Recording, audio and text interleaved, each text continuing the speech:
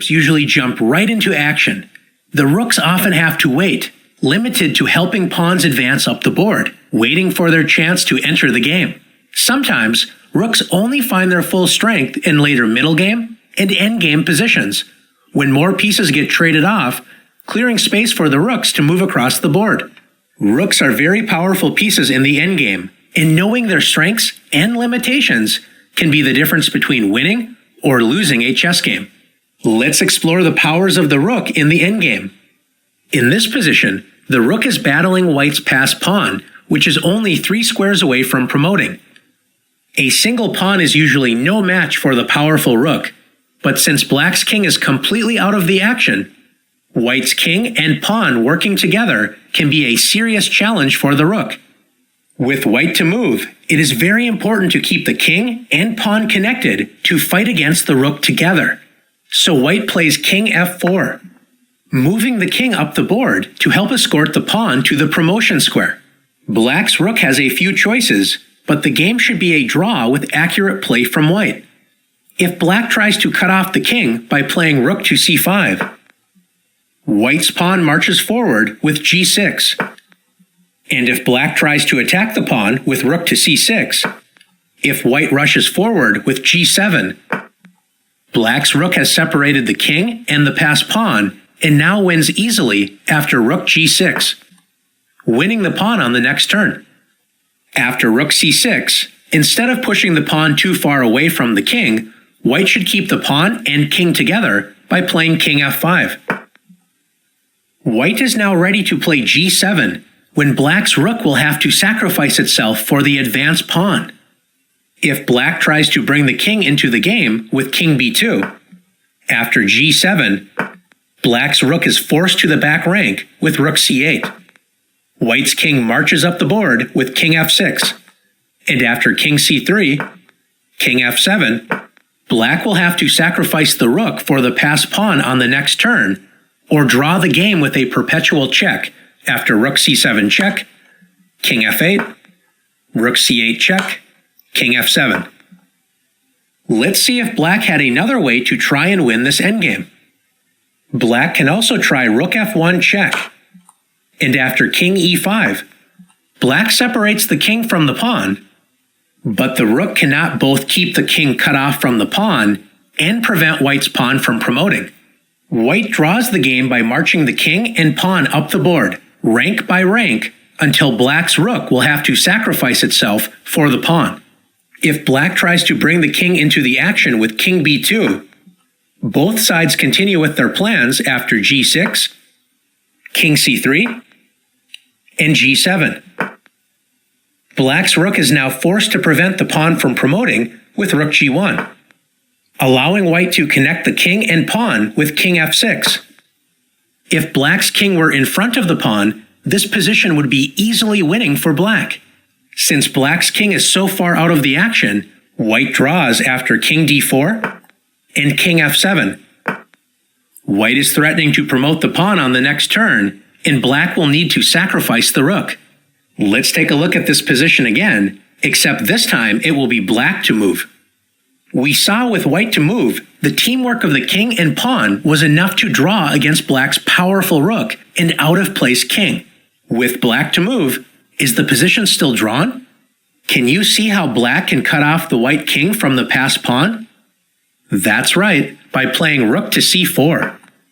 White's king can no longer help advance the pawn up the board. White loses quickly after g6.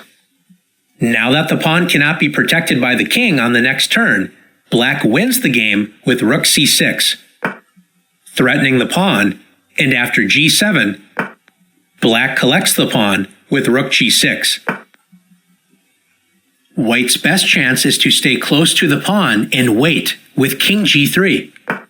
Since black's rook prevents the king from defending the pawn, and advancing the pawn loses for white, black can play the slow but effective plan of bringing the king into the game and attacking white's defenseless pawn. After the moves king b2, king f3, king b3, king g3, king b4, and king h3, black plays king c5. If white continues to move the king, black will simply move the king over to white's pawn and capture it. As black's king blocks the rook from moving up the board, white races to promote the pawn with g6. Black's king moves closer to the pawn and opens up the rook's path to the back rank with king d6. White is only one move away from promoting after g7, but black's rook catches the pawn in time with rook c8. And after king g4, black collects the pawn with rook g8. Let's take a look at another example together. In this position, black's pawn on a3 is under attack. If black advances with a2, white wins the pawn by forking the pawn and king with rook a3 check. What should black do? It's important to remember that rooks belong behind passed pawns, not in front of them. Let's see what happens if black puts the rook in front of the pawn with rook a1. After king g3 and a2, black is threatening to play rook g1 check and promote the pawn on the next turn. White plays the important rook a3 check, placing the rook behind black's passed pawn. After black's king moves to safety with king b6, white needs to deal with black's threat of rook g1, checking the king and clearing the promotion square for the pawn. One idea is to play king f2. Although this move prevents any checks on the first rank, it turns out white has made a serious blunder. After rook h1, black is threatening to promote the pawn. The only way to prevent this threat is to play rook takes a2. White captures the pawn, but now the king and rook are lined up on the same rank, so black wins the rook with the skewer rook h2 check, capturing white's rook on the next turn. After king b6, white should play king g2, controlling the h1 square and preventing black's rook h1 trick. After king b5, king h2, white can safely move the king between h2 and g2 until black attacks white's rook with king b4. Since white's rook is behind the passed pawn, it can move all the way down the board with rook a8.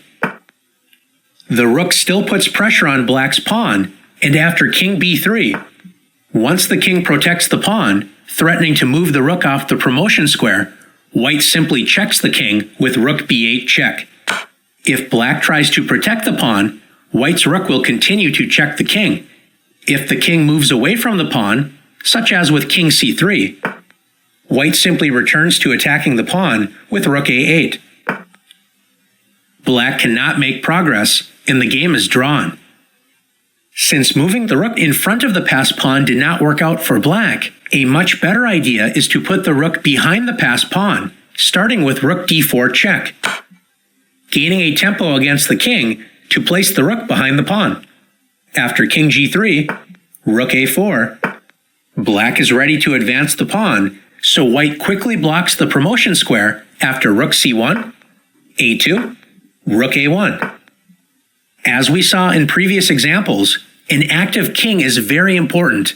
Both sides rush to bring the kings to the action after king b6, king f3, king b5, king e3, king b4, king d2, and king b3.